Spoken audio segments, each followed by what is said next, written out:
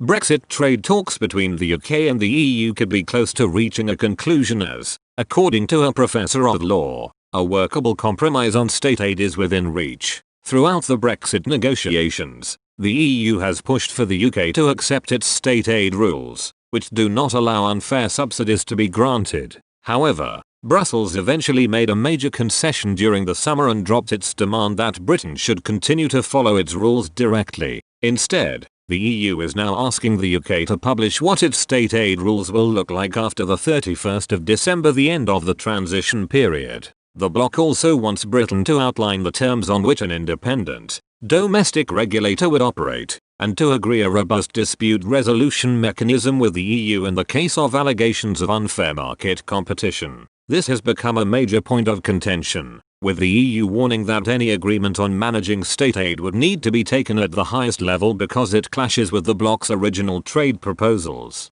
Downing Street believes that a deal can be reached on state aid in which Britain would agree to meet some baseline rules over its use. However, while the UK is looking to enter intense talks to seal a deal by the 15th of October EU summit, the EU has warned that this will only happen if there is significant movement on the part of London. As the talks enter a crucial final phase, Professor of Law at Essex University, Steve Pearce, has revealed what the most workable compromise between the two sides could be. Mr. Pearce argued that a possible compromise might consist of the UK agreeing to a domestic framework on state aid, with effective enforcement and dispute settlement, governed not by EU law but by international law in the form of the World Trade Organization Subsidies Code. He explained, the Institute for Government think tank has produced detailed proposals as to how that might work. Both sides could, if they chose, declare this as a victory. The UK would no longer be applying current or future EU law,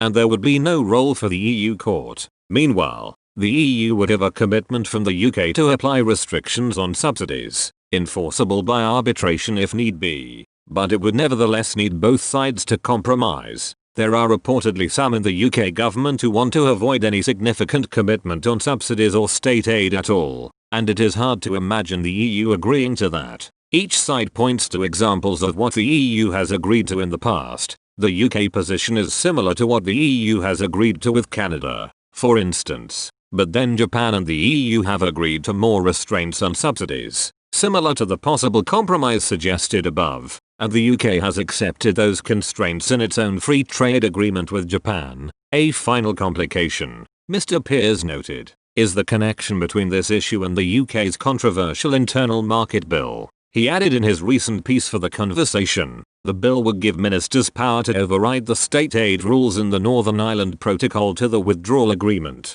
which goes even further than what the EU has proposed for the future free trade deal with the whole UK. For instance, the EU Commission decides on whether to allow the aid. Time will soon tell whether the two sides are willing to thrash out a compromise on this issue, and whether, even if they do so, the talks might nevertheless be derailed for some other reason.